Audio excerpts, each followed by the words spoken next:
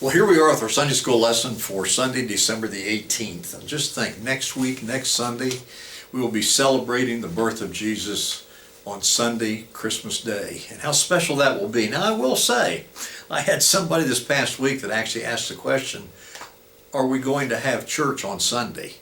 Because it's Christmas. And I didn't want to offend them, but I did suggest that what better way to celebrate the birth of Christ than to come together and worship on Christmas Day. And I also encourage you to attend the Christmas Eve services because there's just something special about those services. In our church at Mount Zion, in the afternoon, they have a service that involves the children, and that's always a great service to be part of. And then later on, we have candlelight service, and that's just so meaningful. That's meaningful to reflect and by candlelight and just with anticipation the next day that we will celebrate the birth of Jesus. So today's Sunday school lesson for the 18th, the fourth Sunday in Advent, is titled, To Whom Do We Pay Homage? And the purpose statement of the lesson, it comes from Matthew 2:1 through 12, is to proclaim Jesus as the true King whom we should seek.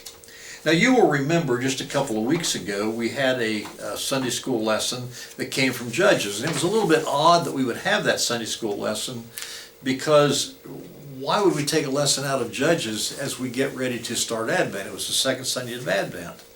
But when we reflected on the lesson, it was a lesson of the people of Israel, selecting a king that was not a godly king. And we talked about that. We talked about that then the next week we would start down the path of thinking about Advent and focusing on what we recognize more about Advent.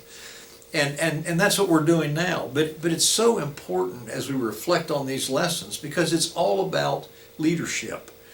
We are anticipating the arrival of the King of the Jews.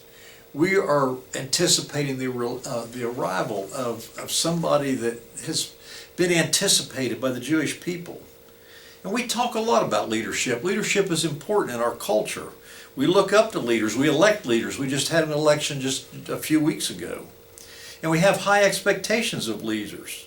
And we don't hesitate to criticize a leader that does something that we don't agree with. And so we talk a lot about leadership. We talk about leadership in our communities. We talk about leadership in our churches. We talk about leadership in our families. But there are times when leaders also need to be followers. And we use the term servant leadership and how important that is. And as we look forward to the birth of Christ and then his teachings, which we're so familiar with, how important it is for leaders to be servants. Now today our passage is looking at a group of guys who were most likely leaders. They had to be leaders in their culture. And yet they knew when to follow and when to stop and listen to God. And we're going to talk again, like we did last week, a little bit more about the importance of stopping and listening to God. So let me read from our passage. It comes from Matthew 2:1 through 12.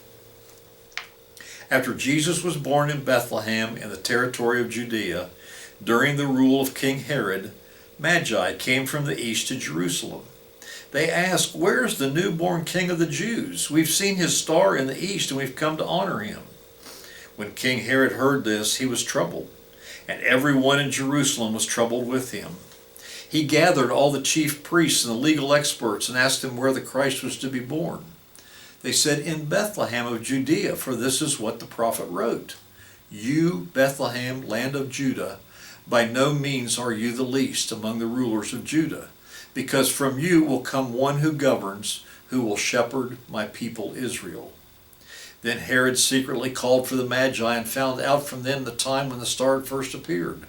He sent them to Bethlehem, saying, "Go and search carefully for the child. When you found him, report to me, so that I too may go and honor him." When they heard the king, they went and looked. The star they had seen in the east went ahead of them until it stood over the place where the child was. When they saw the star, they were filled with joy. They entered the house and saw the child with Mary his mother. Falling to their knees, they honored him. Then they opened their treasure chests and presented him with gifts of gold, frankincense, and myrrh. Because they were warned in a dream not to return to Herod, they went back to their own country by another route. Now that's a familiar story, just on the surface. I mean, you think about the Christmas plays, and we're going to, as I say, we're going to have a nativity. I think they call it a pop-up nativity or something like that. But it's a service where scratch nativity. That's the word I'm looking for. But the children participate in it, and you reflect on that. You reflect on the fact that some of those children are lambs, and some are donkeys, and some are shepherds, and some are angels, and some are wise men. And I like being wise men because typically they got crowns on, they got capes, and they have the best clothes. And then of course somebody is chosen to be Mary, and somebody's chosen to be Joseph. And typically there's somebody that has a baby that represents the baby Jesus. So it's a story that we're familiar with, but so often with so many things in the Bible, we don't take time to think beyond just the surface of the story. I want to talk a little bit, just as for our lesson today, and talk about worship. Because worship is so important. The wise men came to worship. They came to worship the King of the Jews. And worship is something that we've done, we do it, we do it every week. In one way, shape, or form. In many cases, we do it every day. Paul in Romans 12:1 said, "Therefore I urge you, brothers, in view of God's mercy, to offer your bodies as living sacrifices, holy and pleasing to God. This is your spiritual act of worship." Worship is something that we do with our whole lives, not just on Sunday morning. It's certainly part of our Sunday morning service, but it's something we're instructed to do every single day.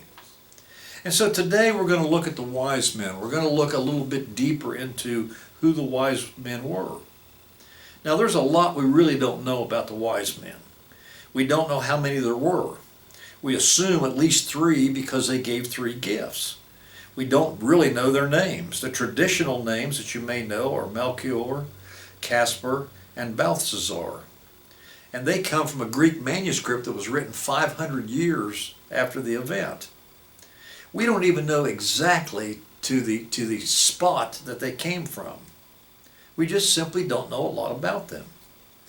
But there are some things that we do know, and because of that we start to make educated guesses. And so let's look at what we were told in the story here. It said, during the time of King Herod, Magi from the east came to Jerusalem.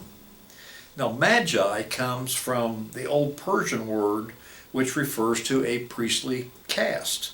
This caste of priests specialized in looking at stars, and they gained an international reputation at the time for astrology. And the religious practices of this caste led to other derivatives of this term, one being magic. Now they weren't performing magic in this case, because they weren't magicians, they were priests. And they were priests who specialized in astronomy. Now we're told they came from the east, and when we find that we came from the east, that means that they were Gentiles, they weren't Jews. So while we don't know a lot of facts about them, some things we do know, and using an educated guess, we begin to understand who these people were. Think about it, they saw this star, they were astrologists, they saw this star. They had heard what the prophets had to say. And they, with that knowledge, with that information, they said, the King of the Jews has been born. And we want to see him. We want to worship him. We live among Jews. We might be Gentile. We might not know everything about the Jewish religion, but we want to go worship. And they were led there. They were led there because God spoke to them through the star. Now, I always look at these stories, and I always want to reflect on me, on us. And I can't help but ask the question, how does God speak to me today? I believe that these priests were looking for him, and God spoke to them through the star. Because that's what they were studying, that's what they were focusing on. And I think from that we learn that God speaks to us where we're focused. We expect God to speak through his word, through prayer, through other people. And God is only able to speak to you if we listen to him. Remember, we talked about that last week. We talked about that last week with the angel Gabriel speaking to Joseph and speaking to Mary. I've not had an angel speak to me that I'm aware of, certainly. I've certainly, and I've said this many times, I've not had a burning bush, I've not had a Damascus Road experience. But there is no doubt in my mind that God has spoken to me at different times in my life. And sometimes it was only when I looked at a situation and looked back, reflected back, that I realized that it was God who was involved. I had a conversation this past week with somebody. I just met them. And we were talking about something that had happened in their life. And I said, you know, isn't it interesting? And I say this often. I don't know about miracles. I don't know that I've ever experienced a miracle. I don't believe I have. Not in the sense of, as I say, an angel or a Damascus Road experience. But I've had God incidents in my life. And those God incidents, it's through those incidents that God speaks to me. And I think it's important that we be able to take time to listen so that God can speak to us. But more than that, they did not just listen to God, they were willing to follow. Again, think about our story last week. Think about the angel Gabriel speaking to Joseph. Joseph thinking, oh my gosh, this can't be happening to me. And that is makes it so real to me, the fact that they were questioned, that the angel was questioned by Joseph. Mary questioned the angel. How can that possibly be? But then what did they do? They followed. What did the wise men do when they saw the star? When God spoke to them through the star and said, this is the fulfillment of prophecy, the King of the Jews has been born, what did they do? They picked up their belongings and they journeyed. They left where they were, they left the safety of where they were, and they journeyed to the town of Bethlehem. And I think it's important as we think about our lives, when the call comes, when we get that little nudge. I've referred to it before, and I laugh when I say this. I remember the character from Disney, Jiminy Cricket. Jiminy Cricket rode on Pinocchio's shoulder. Jiminy Cricket was Pinocchio's conscience. And I think about the times that I've had Jiminy Cricket, I've had God, that said, you know what, I wouldn't do that if I was you. I've had God say, you know what, you really need to do that. You need to take a step, that first step toward that journey. Do you think for 1 second that those magi, those wise men, understood that Jesus had come for the whole world? Jesus didn't just come to be King of the Jews. Jesus came to save everyone. And look at what happens when they go to Herod. When they go to Herod, his first reaction when he heard about Jesus was to be disturbed. Why? You would think he'd be thrilled. The prophet said a king of the Jews is going to be born, and now we've got word that he has been born. And as a Jew, isn't that wonderful news? Yet our passage says Herod was not happy. And why not? Why not? What would our reaction be? We're in charge. We're the leader of the people. We're the king. And we believe. We go to the synagogue, we worship, we follow all the rules. We know someday the King of the Jews is going to be born. And when we hear that he's been born, what do? We go, wait a minute. You're getting ready to upset my apple cart. You're getting ready to take my power away from me. And what did he do? He wanted to protect himself. He thought of himself, only of himself. I don't want to share my power with anybody. I don't want to give up my power. I'm the king. We don't need another king. Even though he knew the prophecy said a king would be born that would serve the people. Worship is when we realize who God is and who we are, and we respond accordingly. When we recognize who Jesus is in our life, when we realize how important Jesus is to us, when we develop a personal relationship with Jesus, that's the true act of worship. That's the act of worship that the people were going to turn to. The people, the Magi, I think about that. I think it's incredible the faith that they had. They set out to worship the King. Their focus wasn't on comfort, it wasn't on fame, it wasn't on riches. Their aim was to worship this newborn King. And they said, "We saw his star in the east, and we have come to worship him." This time of year, and we say this often, is a great time to invite someone to church. If not on Sunday, then there's plenty of other opportunities. There's the scratch nativity, just to watch the excitement of the children and hear the story unfold, to come to a candlelight service. There's no better way to worship the Lord than to invite somebody that maybe hasn't been to church in a while. Maybe they're members of the church. Maybe they've been in your Sunday school class. Maybe there's somebody that you're friends with, but you just haven't been seeing each other in church. What an incredible way to worship, to invite those people on Sunday or Saturday night on Christmas Eve to worship. And then look at what the Magi gave. Gold was a symbol of a king. They wanted to give a gift that was the symbol of a king. It's a valuable gift. It had great value. Frankincense was used by priests. Myrrh was used to prepare a body for death.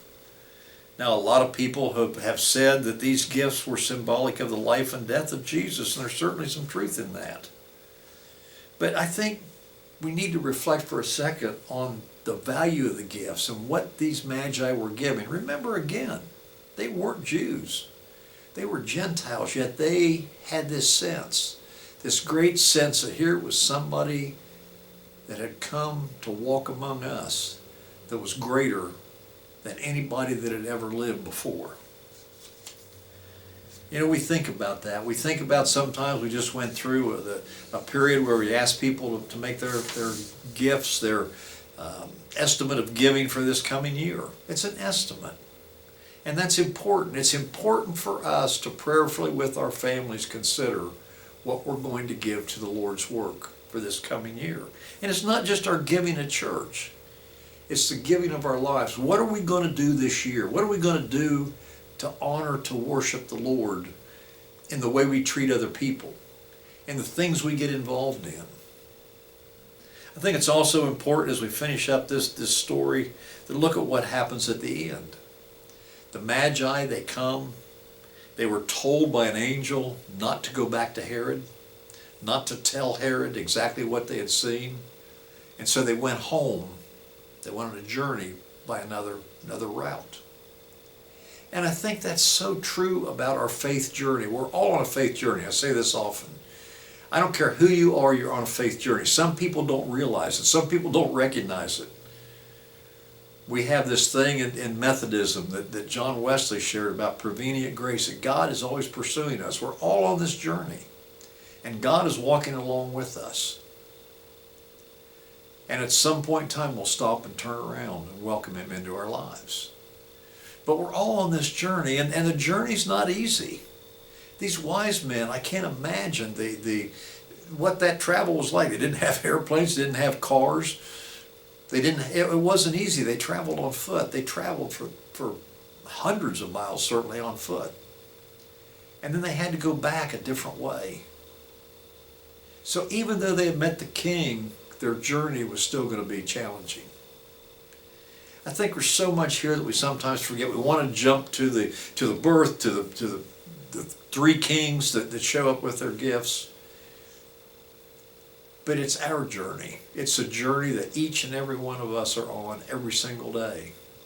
And as we look at the world through the eyes of Jesus, we see opportunities that we've never seen before. Will you pray with me, my friends? Our gracious Heavenly Father, we give you thanks. We give you thanks for this passage today, this very familiar message, this very familiar story. And we are on our faith journey. You have us on our faith, and you're walking every step with us. We give thanks that you came and you walked among us, you taught us, and now you've left us in charge. And as we go throughout this week leading up to Christmas, let us share that message with other people. Let us invite other people. Show us those people that we need to share this message with. As we go throughout this week, keep our eyes open to the things you want us to see, our ears open to the things you want us to hear, and our hearts overflowing with the love that you have put in each and every one of us. In His name we pray. Amen. I love you, my friends, and I look forward to seeing you again soon on Christmas.